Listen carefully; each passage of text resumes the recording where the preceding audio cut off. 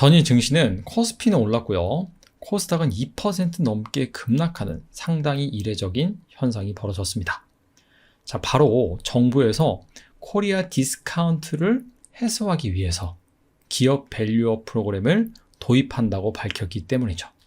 그래서 뭐 지배구조, 세금, 저 PBR을 개선하겠다. 자, 이런 식으로 정책이 나왔습니다. 자, 그러다 보니까 전일 이 코스피에서 전통 대형주, 가치주들, PBR이 0. 몇 배 이런 주식들이 일제히 급등을 했습니다.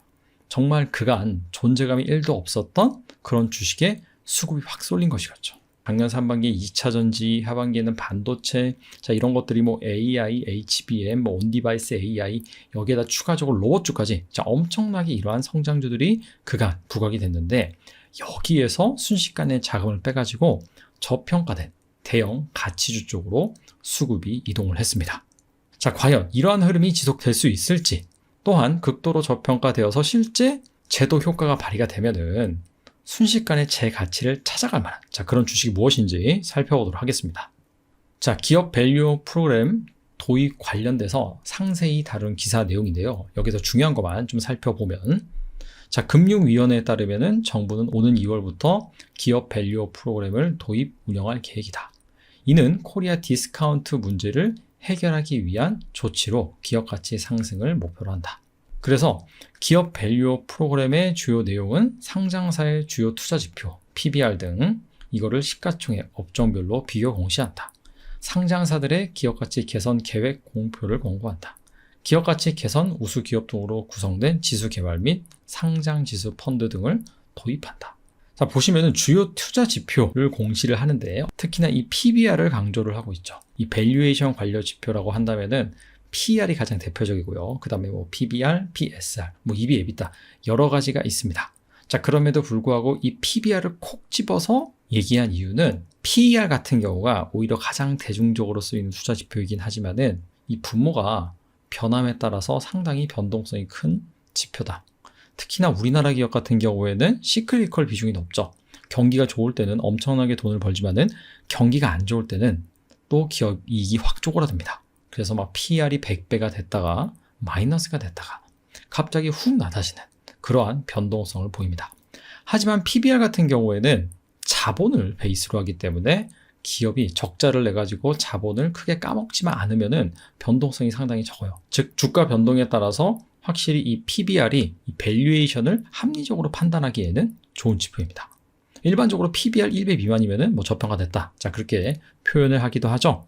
자, 아무튼 간에 이렇게 우리나라의 그런 시클리컬 특수성을 고려를 해서 PBR을 콕 집어서 PBR이 1배가 안 되는 그런 저평가 주식들에 대해서 자, 이러한 기업 가치 개선을 위한 목표를 공고를 한다든지 압박을 넣겠다. 그리고 인센티브까지 이런 식으로 노력을 하는 기업들 같은 경우에는 ETF 같은 걸 만들어서 자금을 유입시켜주겠다. 즉, 이 단금과 채찍 같은 그런 정책을 동시에 수행하겠다라고 밝힌 부분입니다. 자, 실제로 국가별 주요 지수 PBR을 살펴보면요. 대표적으로 일본, 미국, 한국, 독일을 가지고 왔는데 일본은 니케이고요. 미국은 S&P 500, 한국은 당연히 코스피겠죠. 독일은 닥스 지수입니다. 근데 이 표를 딱 보면은 미국을 제외하고는 상당히 다들 좀 저평가되어 있구나 라는 것을 알 수가 있습니다. 자, 근데 미국은 뭐 일단 제외를 하고요. 일본 1.4, 한국 0.9, 독일 0.45입니다. 근데 1.4와 0.9 이것도 차이가 어마어마하게 나는 겁니다. 코스피 PBR이 2,500 기준으로 0.9인데 만약에 1.4까지 올라간다. 그렇다면 여기에서 지수가 50%에서 60% 정도 올라가야지만 가능한 부분입니다. 즉 3,000을 현 수준에서 훌쩍 넘어버리는 거의 뭐 4,000에 다다르는 그런 수준까지 올라가야지 우리나라 코스피 지수 PBR이 1.4다. 어마어마한 수준이라고 볼 수가 있겠죠. 근데 PBR 단 하나만 가지고 밸류에이션을 판단하면 안 됩니다.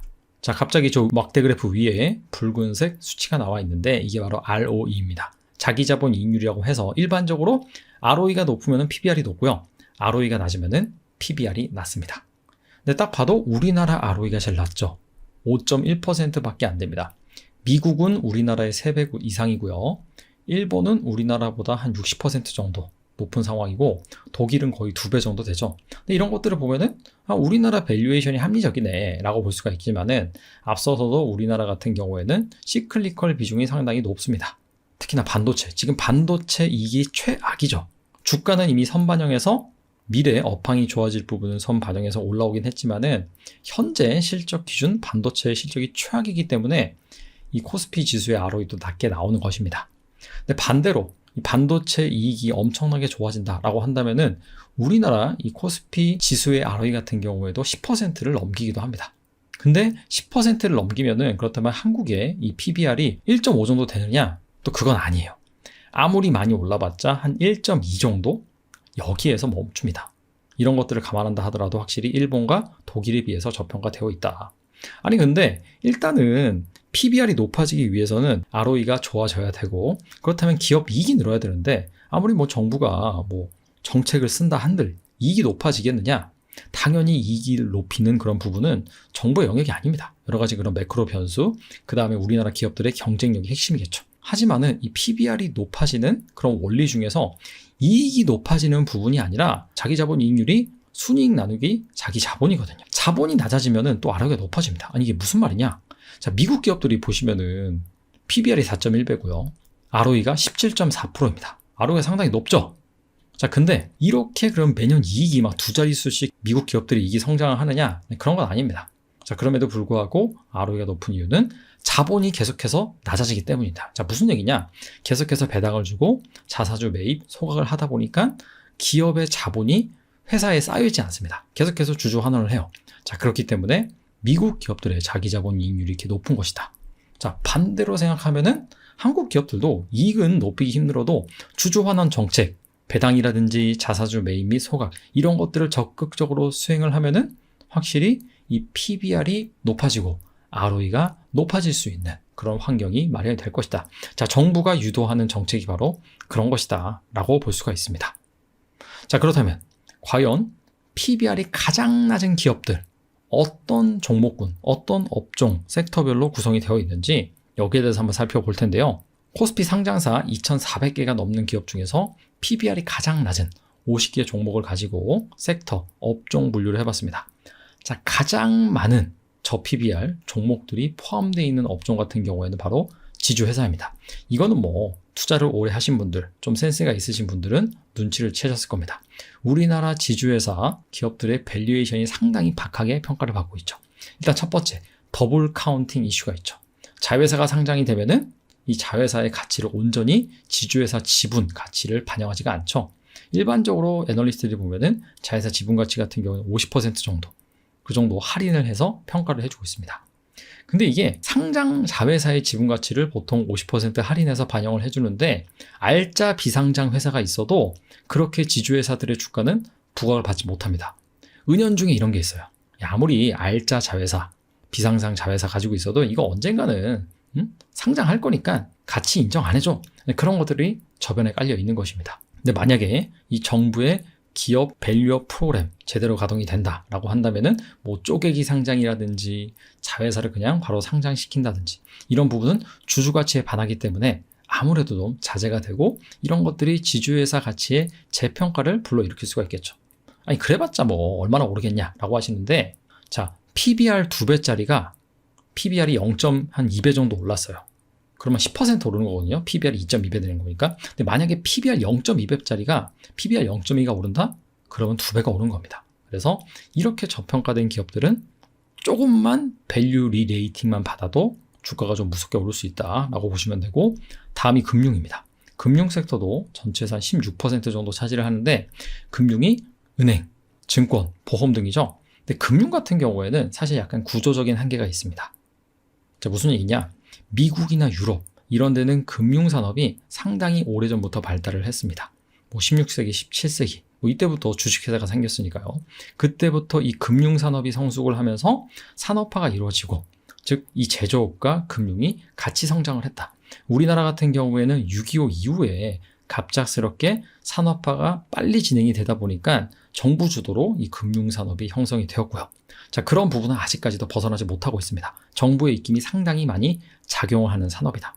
무슨 이슈만 있으면은 갑자기 금리 못 올리게 한다든지, 금리를 반대로 또 못 내리게 한다든지 정부의 입김이 작용할 수밖에 없거든요. 자, 그런 부분들이 어떻게 본다면 구조적으로 이 금융사들의 저평가 요인을 유발시킨 것이 아닌가 생각이 되고요. 그럼에도 불구하고 뭔가 주주환원 이벤트가 금융 쪽에서 생긴다라고 한다면은 밸류는 올라가겠죠. 그 밖에 유통, 건설과 플랜트, 에너지, 철강과 광물 이런 섹터들이 상당히 좀 저평가받고 있다라는 것을 알 수가 있습니다. 자, 그렇다면 과연 정말 극도로 이 PR이 낮은 그런 종목들은 무엇이 있는지 대표적인 15종목에 대해서 살펴보겠습니다.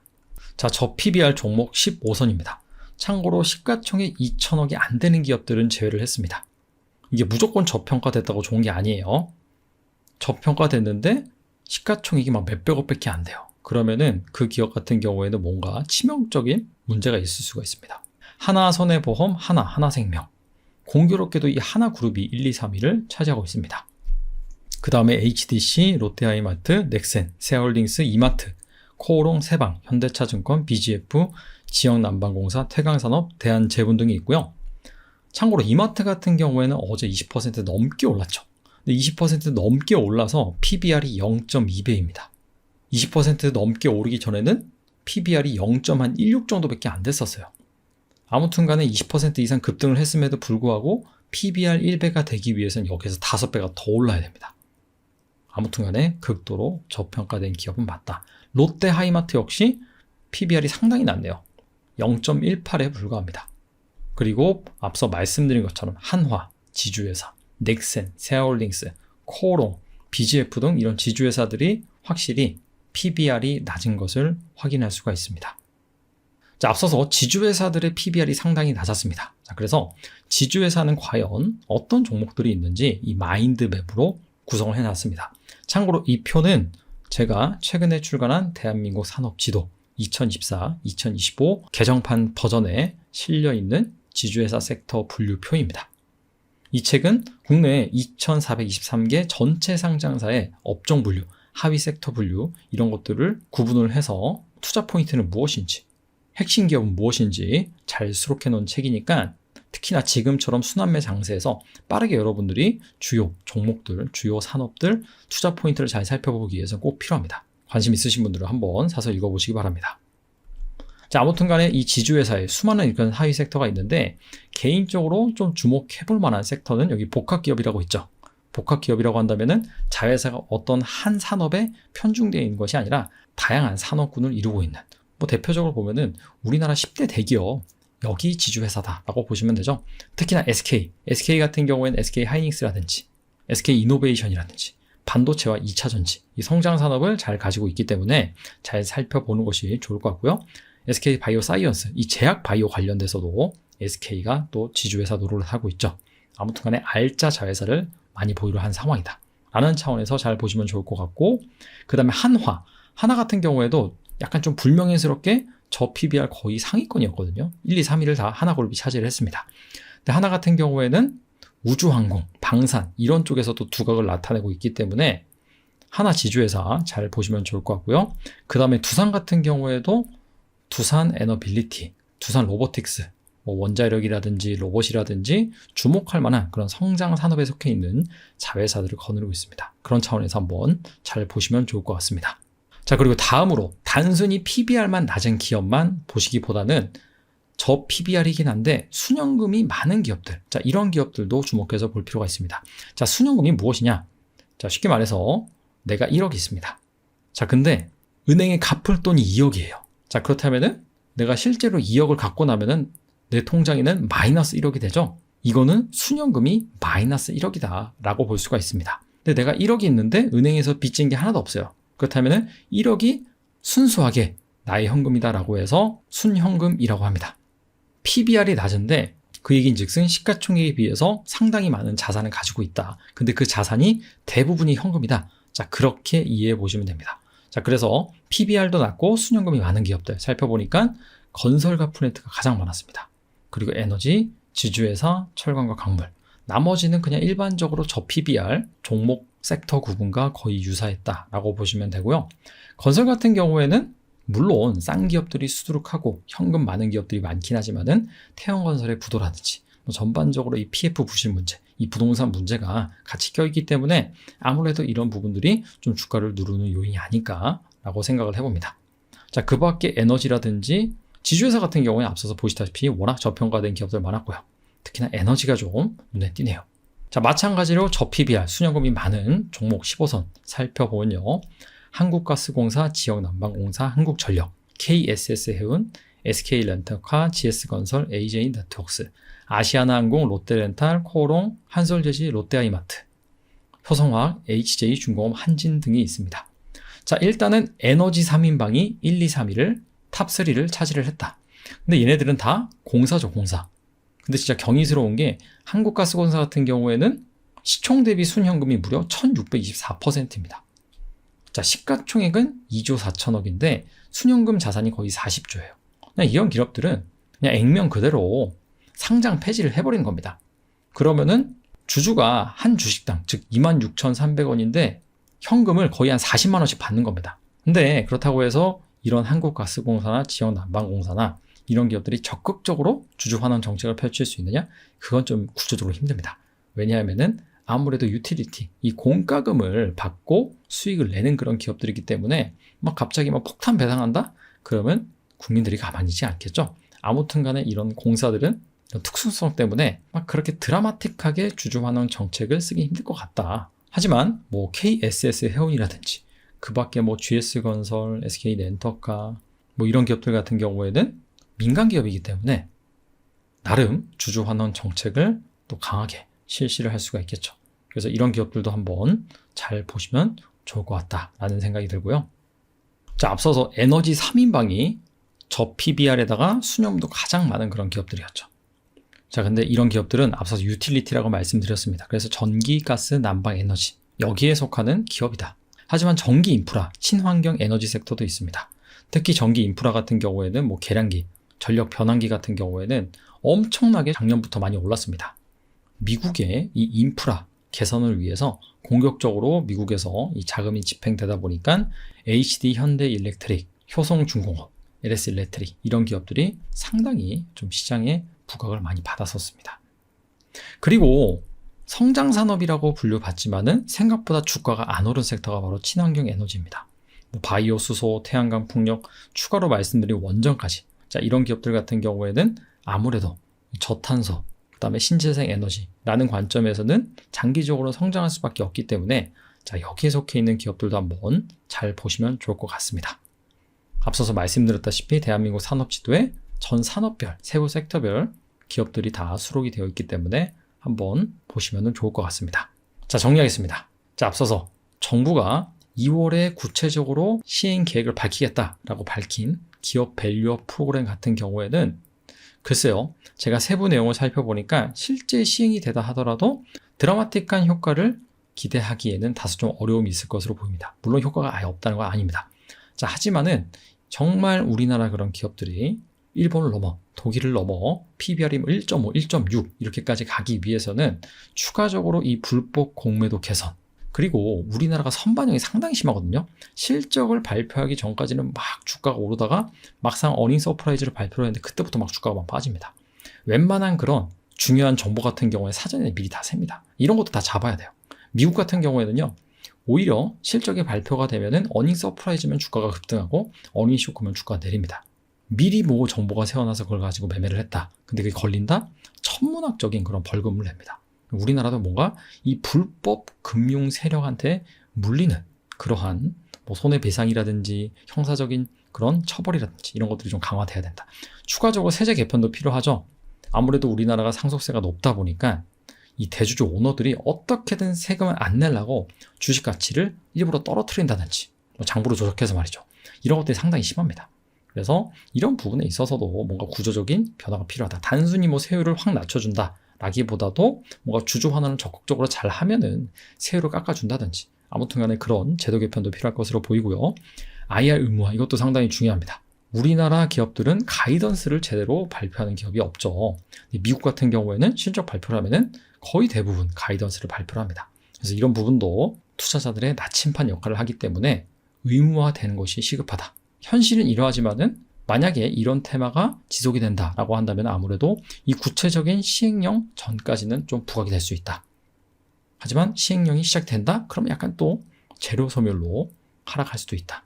근데 아무튼 간에 본격적으로 정부 단에서 뭔가 이렇게 저평가 요인을 해소하기 위해서 제도를 내놓는다라는 것 자체가 그동안 없었던 흐름이기 때문에 이런 부분들이 실제로 잘 시장에 반영이 돼서 저평가된 그런 기업들이 많이 좀 밸류 리레이팅이 됐으면 좋겠네요. 자, 2023년 대한민국 산업지도를 출간한 지 1년 만에 개정판인 2024-2025 대한민국 산업지도를 펴낸 데에는 몇 가지 이유가 있습니다. 가장 대표적인 것은 보강의 필요성입니다. 워낙 방대한 양을 다루다 보니까 몇몇 부분에서 이전 버전 같은 경우에 좀 소홀한 면이 있었어요.